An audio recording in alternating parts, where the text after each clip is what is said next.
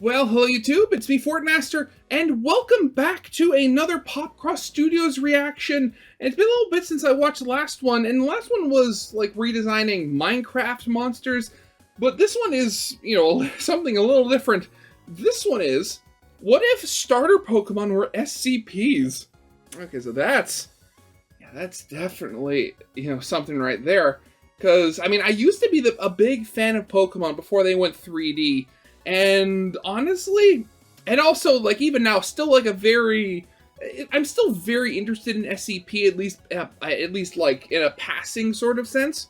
But thinking about it, like, it would depend on which starters he was going to be redesigning, but which starters like, how would you make them SCPs? Because a lot of the starters that I can think of, like, they don't explicitly have sort of SCP-like aspects, except for the fact that they're sort of like either plants or animals that are alive and have powers. Which, yeah, that could make an SCP, but it wouldn't make a very interesting SCP. So is he going to be, like, giving them, like, weird anomalies and stuff like that? Or how's this going to work? Because I think the one I saw in the video thumbnail was Chikorita, and that's literally just a weird four-legged plant with a leaf on its head. Like, there's really nothing going on with that one specifically. At least nothing, like, dangerous, at least.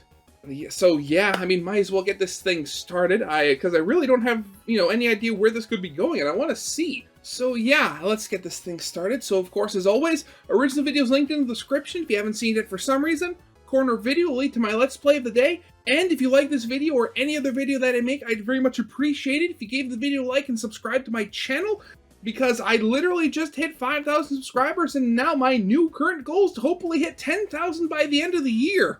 And you can help because, did you know that almost 3/4 of the people that watch my videos aren't subscribed?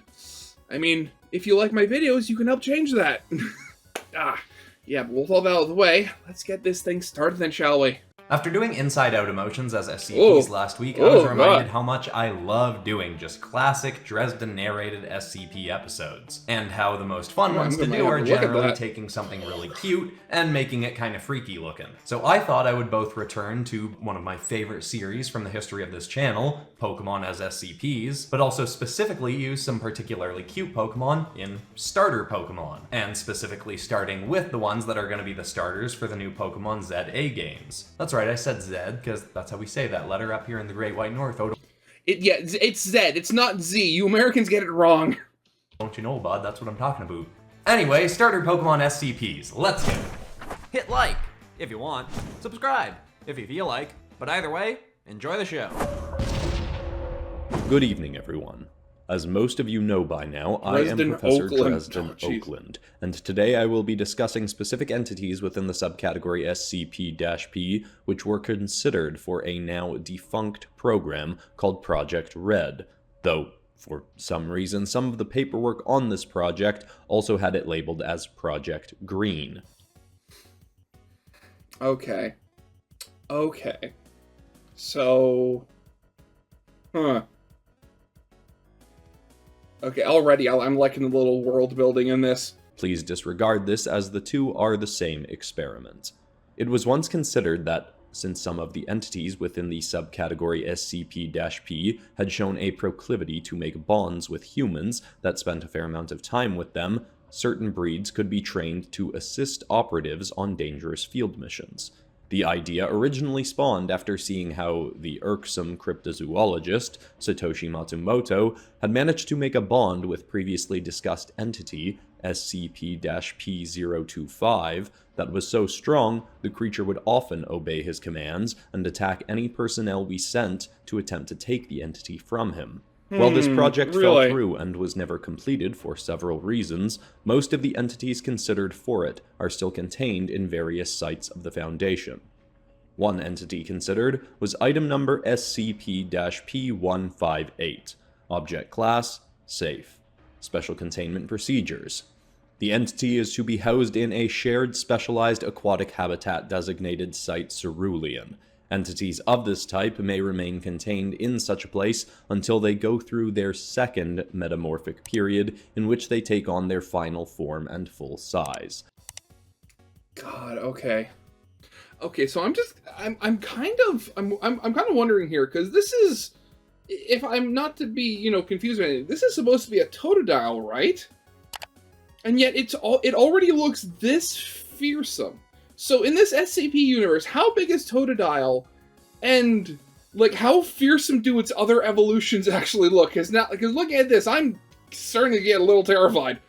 Also, I love the fact that the nostrils are quite literally lifted up off the snout so we can sit lower in the water. Okay. At this point, they must be transferred to more isolated housing for the safety of other entities. Description: P158 is a 2-foot-tall blue bipedal crocodilian creature. Ooh, okay. It has the ability to store water in its stomach and project it at a rapid rate, as many aquatic SCP-P entities can, which is at times a danger to those around it, but is not nearly as severe a threat as the entity's powerful jaws. We first acquired one of these entities in captivity after a full-grown female version of it, in its final state of metamorphosis, designated separately as SCP-P160, laid 6 eggs. We found that while the full-grown entities can be incredibly dangerous and hostile towards personnel, the young were quite docile and even playful with operatives handling them. They seemed like perfect candidates for Project Red. One of the operatives involved in the project, Professor Elmsworth, allowed a field operative to take one of these young and try to bond with it and train it to work alongside her. She was having a fairly easy time in her first few weeks, but as the creature aged, it began revealing an unfortunate quirk of these entities. They have a strong desire to bite almost anything they see. Thankfully, most entities in containment with them are resilient enough and have strong enough defensive and offensive capabilities to urge the creatures away, but our field operative was not so endowed protection-wise. Okay. Just thinking back, because it's been a while since I watched the Pokemon anime, but yeah, I remember Totodile did have a tendency to bite. So if you were going to apply that to an actual animal, yeah, I can already imagine the how well that would have eventually gone. The entity may very well have been acting playfully when it did so, but the creature bit its partner operative's elbow and was so forceful that it nearly tore through her arm in a single bite. Worse still, it was then sent into a ravenous state in which it seemed to be craving her very flesh, as if having a taste for human blood made it desperate for more. It then deliberately took her arm the rest of the way off and consumed what it had taken. The entity soon after moved into its next stage of metamorphosis and was put into isolated containment. For obvious reasons, these creatures were removed from consideration for Project Red well before its cancellation. Oh god, that's already terrifying. I mean, yeah, maybe you think about it, and I did kind of see a bit of this when I saw the Detective Pikachu movie, but like we always play around, and I guess there's that level of separation with the art style and stuff like that, where you don't think they're that terrifying. But honestly, a lot of Pokemon, even if they become friends with you and you were able to actually become their trainer, a lot of them are just so blatantly powerful, it's terrifying. Like, it's amazing that when you have like basically every other creature on the planet besides humans that's like this, that humans have been able to succeed at all.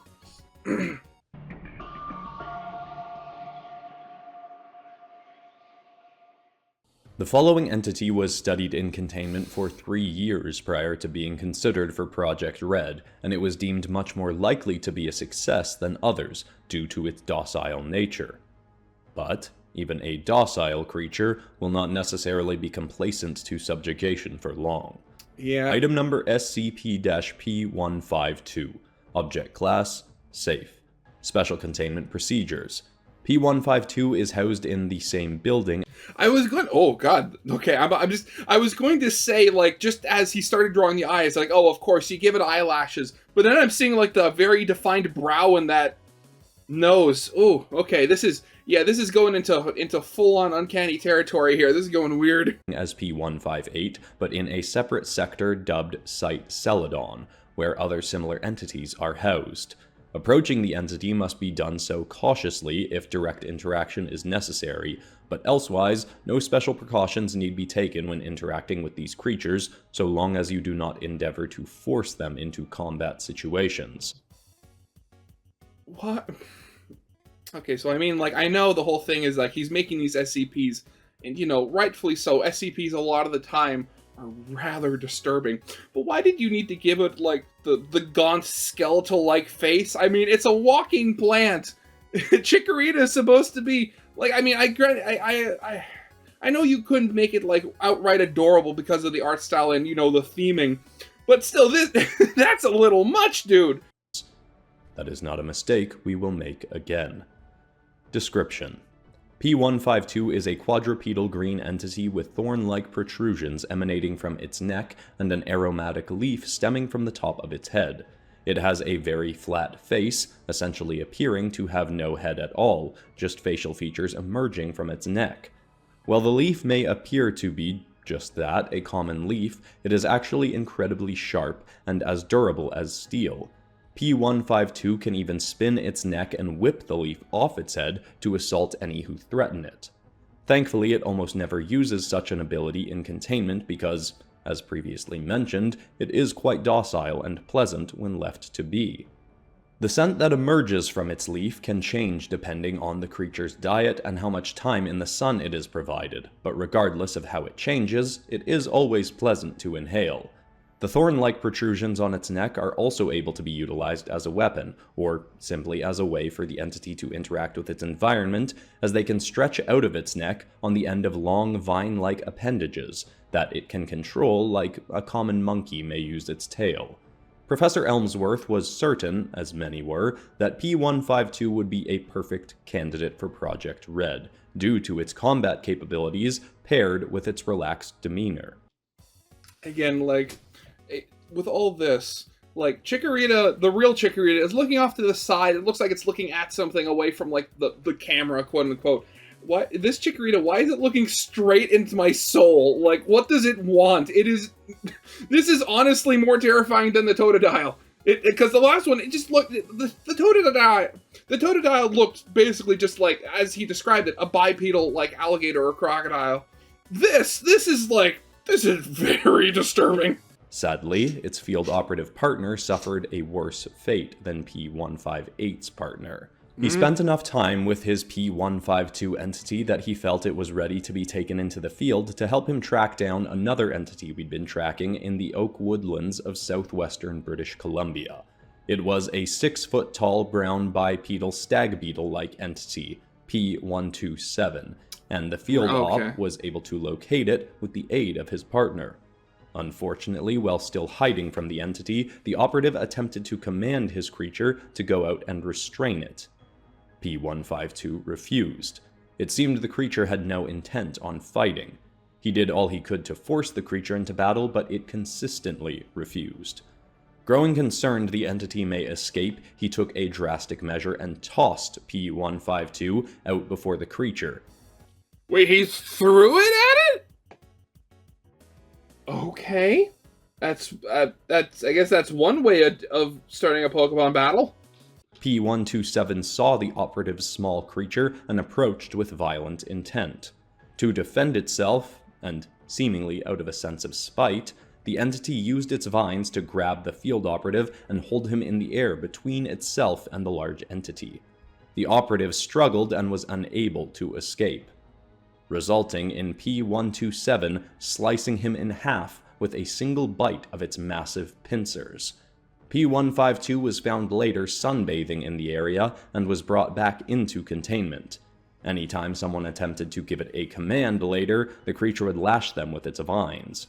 In fact, as if having a hive mind or having been warned by the one in Project Red, all other versions of P152 in containment thereafter refused to follow any direct commands.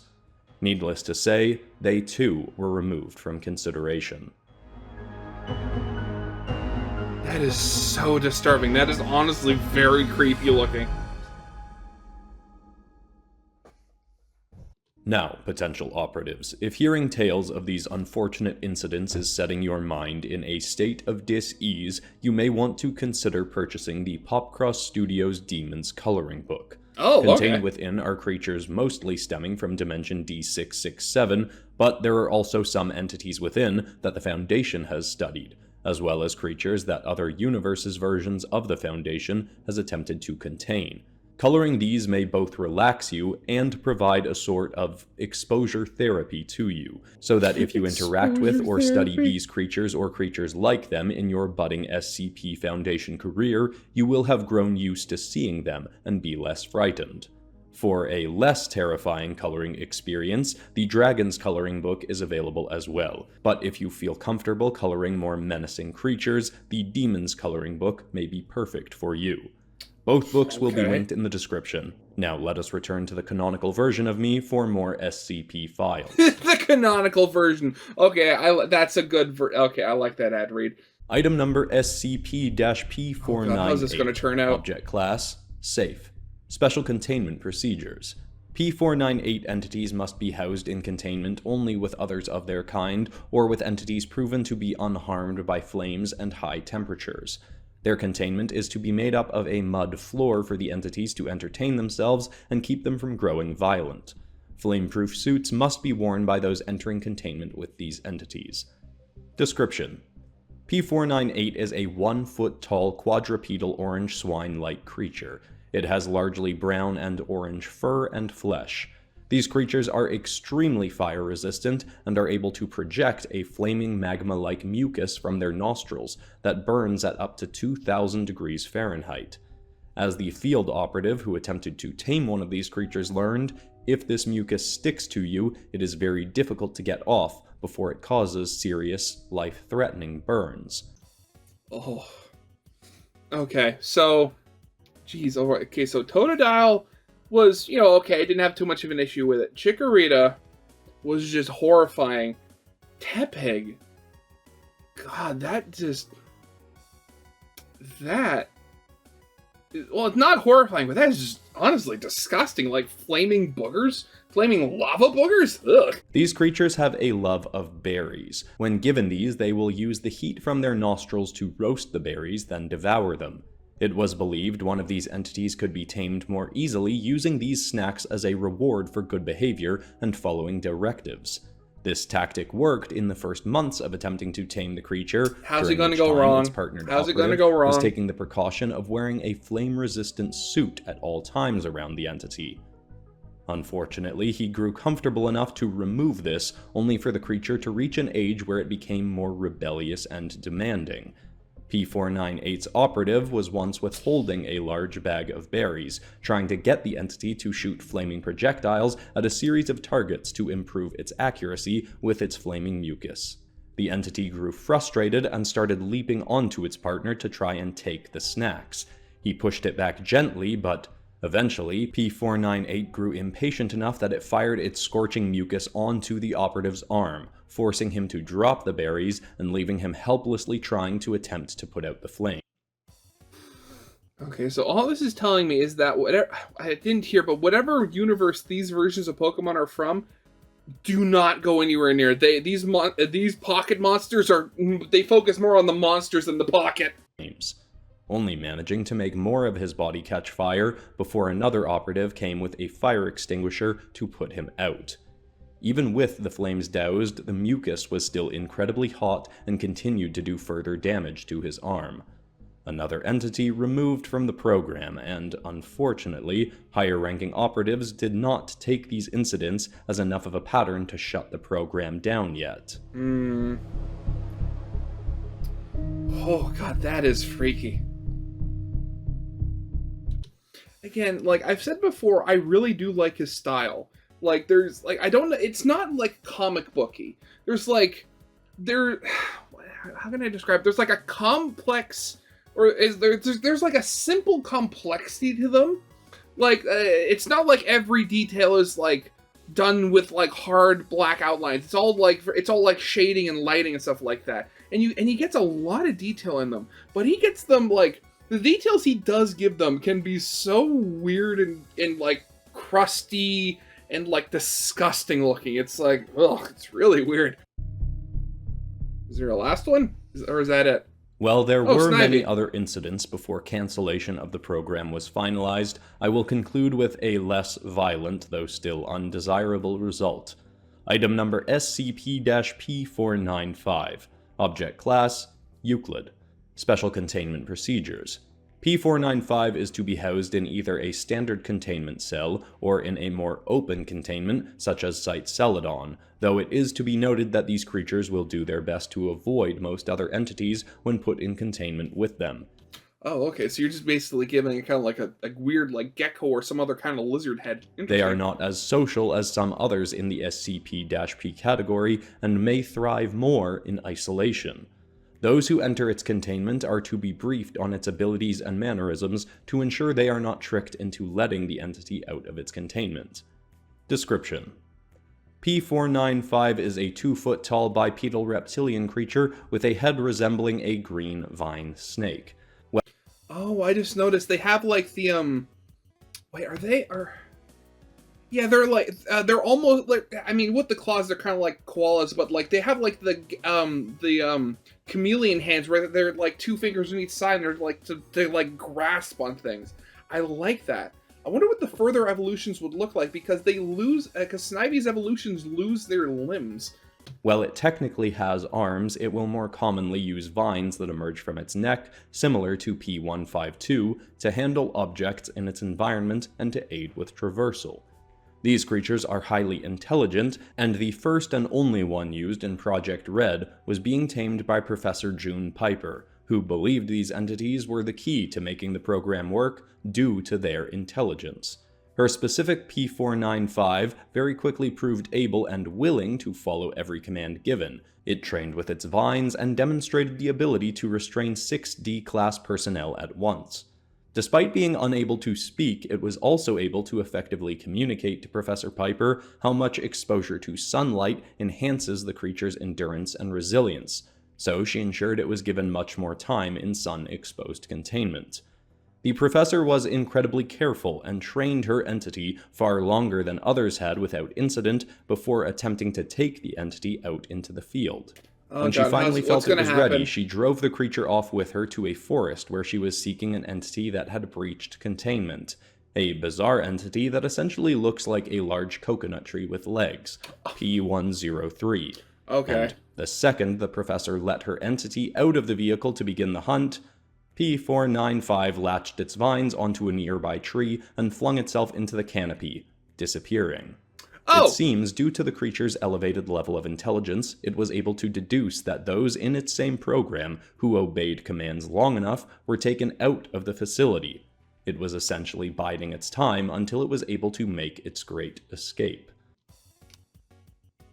I mean, compared to all the other ones, that's nowhere near as bad. Like, I'd much rather have the entity just try to escape and just run away as opposed to, you know, attacking, you know, staff and hurting people. We have yet been able to relocate the creature, and Professor Piper's assertion that intelligent creatures would make the best partners was debunked. While there were other incidents I may be able to discuss later, that is all for today. My previous lecture on the physical manifestation emotional entities was recorded, as all my lectures are, and is available to those who missed it. Please find it with the provided link, as well as other past lectures. But for now, thank you for your time, and good night. Yeah, not as free. It's like, it's this version of Snivy is very much in the same category as Totodile, where, like, yes, it looks weird, but it doesn't look disturbing. Like, it's the fact that, you know, it's so close to something familiar while being so different.